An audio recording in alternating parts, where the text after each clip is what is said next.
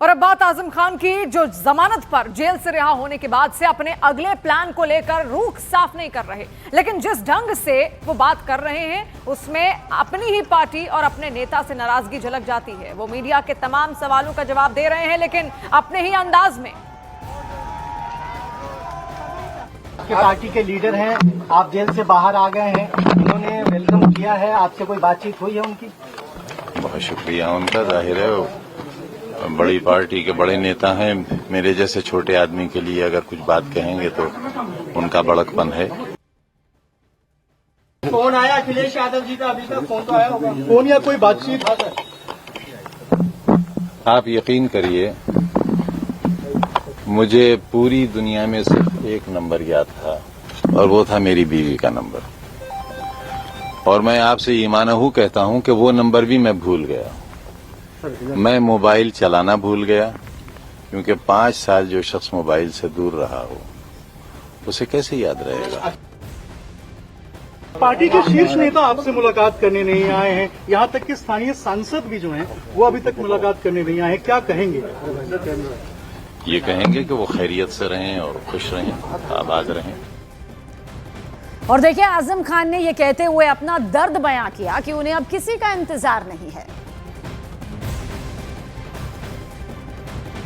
कोई दुख, कोई कसक, कोई तकलीफ, क्योंकि कार्यकर्ता कह रहे हैं कि आजम साहब इतने बड़े हैं लेकिन पार्टी के शीर्ष नेता नहीं आए, दुख है। इतने 5 बरस में एक छोटी सी कोठरी में अकेला रहता रहा, तो एहसास ही मर गया, किसी का इंतजार ही नहीं है। 27 में सरकार बनेगी समाजवादी पार्टी, आपको लगता है? मैं कोई भविष्यवाणी तो कर नहीं सकता। अखिलेश यादव से आप समाजवादी पार्टी में रहेंगे, 2007 से भी कुछ भी इस तरीके से है क्या? नहीं, मेरी सारी नेक ख्वाहिशात उनके साथ हैं, बिल्कुल। नेताजी की औलाद हैं, हमें उतने ही अजीज हैं जितने नेताजी को होंगे, लेकिन मुलायम उतनी ही हम उनसे मोहब्बत करते हैं, उनका भला चाहते हैं, उनकी सरकार चाहते हैं। और सबसे ज्यादा चर्चा इस बात की है कि अखिलेश से नाराज आजम खान मायावती की पार्टी में जा सकते हैं। इस सवाल पर भी आजम खान का कोई भी सीधा सपाट जवाब देने के बजाय पहेलियां ही वो बुझाते हुए नजर आए हैं। सर, कुछ इस तरह की स्पेकुलेशन भी है, कुछ चर्चा भी हो रही है कि आप बीएसपी की तरफ रुख कर सकते हैं, क्योंकि आप फाउंडिंग मेंबर रहे हैं समाजवादी पार्टी के। तो ये सवाल बहुत अहम है कि आजम खान साहब का पॉलिटिकल जो भविष्य है वो आगे कहाँ जाने वाला है, कहाँ रहने वाला है। भी स्पेकुलेशन लगाया जा रहा है कि आप मूव कर सकते हैं। हमारे पास एक चरित्र नाम की चीज है, और उस चरित्र का ये मतलब नहीं है कि हमारे पास कोई पद हो, ओहदा हो। लोग प्यार करें, इज्जत करें और हम बिकाऊ माल न हो, ये हमने साबित कर दिया। और आजम का यूं नाराजगी का इजहार करने का असर ये हुआ कि अखिलेश यादव ने भी उनसे मिलने का वक्त निकाल लिया।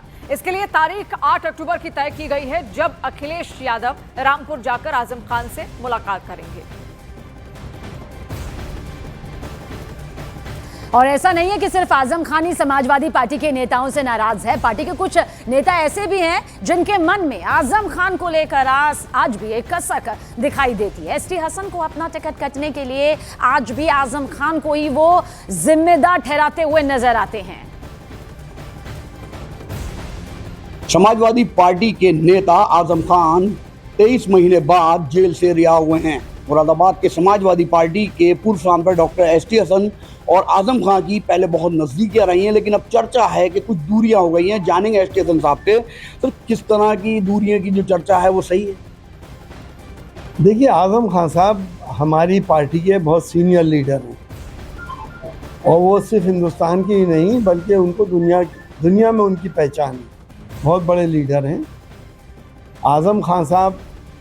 एक ज़माना था कि मेरे आइडियल थे, लेकिन कुछ हालात ऐसे हो गए कि आप सबको मालूम है। आप लोगों ने तो बहुत चर्चाएं करी थी अपने चैनलों के ऊपर जब मेरा टिकट कटा था, और बग़ैर ख़ता के मुझे सज़ा मिल गई, तो ज़ाहिर है मेरा दिल नहीं चाहता वहाँ पे जाने के। पहले आपने कहा आइडियल थे, आप इधर आजम खान जब जेल से रिहा हुआ तो उन्होंने ये भी कहा कि मैं कोई बड़ा नेता नहीं हूँ, इसलिए मुझे कोई बड़ा नेता लेने भी नहीं आया। क्या लगता है अखिलेश यादव, शिवपाल जी या कोई और भी नहीं पहुँचा वहाँ उन्हें रिसीव करने? नहीं, शिवपाल जी वहाँ पर गए थे। अखिलेश जी बहुत मसरूफ़ इंसान हैं, वो इनसे हो सकता आके मिले, ये तो उनके ऊपर है। अखिलेश जी भी आजम खान साहब को अपने पिता तुल्य मानते हैं और उनकी बहुत इज्जत करते हैं। तो क्या आप अब रामपुर जाएंगे मिलने, एक इंसानियत के नाते आपके ताल्लुक थे? अब वो आपकी चैनलों पे तो मुलाकात हो ही रही है, खैरियत मिल रही है। तो फिजिकली आप अभी ये माना जाए कि जो दूरियां हैं वो बरकरार हैं? नहीं, अगर वो बुलाएंगे तो मैं चला जाऊंगा। तो देखिए, एसटी हसन के इन शिकवे गिलों का भी आजम ने अपने ही अंदाज में जवाब दिया है। हसन साहब ने कहा कि हम मिलने नहीं जाएंगे, अगर वो बुलाएंगे तो हम आएंगे, क्योंकि आपने उनका टिकट कटवाया। मेरी कहाँ ये हैसियत है? मैं अपने यहाँ टिकट नहीं दिलवा सका, इनका कैसे कटवा सका? आप उन्हें बुला रहे हैं मिलने के लिए? नहीं, वो हमारे लीडर हैं, हमारे बड़े हैं। बड़े नेताओं की दूरी के बीच कुछ विधायकों ने जरूर आजम से मिलने का वक्त निकाला और भरोसा जताया कि अगले चुनाव में आजम फिर से पुरानी भूमिका निभाएंगे। आने वाले वक्त में हमें पूरा का पूरा न्यायालय पे भरोसा है, हमें इंसाफ मिलेगा। इंशाल्लाह इंसाफ मिला है और रब्बे करीम ने चाहा बेदाग छवि के साथ हमारे माननीय आजम खान साहब आएंगे और कामयाबी हमारे कदम चुनेंगे। अखिलेश यादव ने भी मैसेज दिया कि सारे मुकदमे खत्म किए जाएंगे। इंशाल्लाह हमें पूरा न्यायालय पे भरोसा है और वक्त आने पे अल्लाह ने चाहा, परवरदिगार ने चाहा, सरकार हमारी बनेगी और अच्छे रिजल्ट है। अमेरिका के राष्ट्रपति डोनाल्ड ट्रंप ने संयुक्त राष्ट्र महासभा पर गंभीर आरोप लगाए हैं। डोनाल्ड ट्रंप ने सोशल प्लेटफॉर्म एक्स पर पोस्ट करते हुए कहा कि 3 अलग-अलग घटनाएं यहां पर सामने आई। पहली, सभागार तक जाने वाली एस्केलेटर अचानक रुक गई, उनका टेलीप्रॉम्प्टर काम नहीं किया और भाषण के दौरान ऑडिटोरियम में आवाज पूरी तरह बंद थी। देखिए, डोनाल्ड ट्रंप ने इन घटनाओं को नुकसान पहुंचाने वाली घटना बताया और शिकायत करते हुए आपत्ति दर्ज करवाई। उन्होंने सुरक्षा टेप और इमरजेंसी स्टॉप बटन की जांच की मांग करते हुए सचिव जनरल को खत भेजने और तत्काल जांच की भी मांग की है।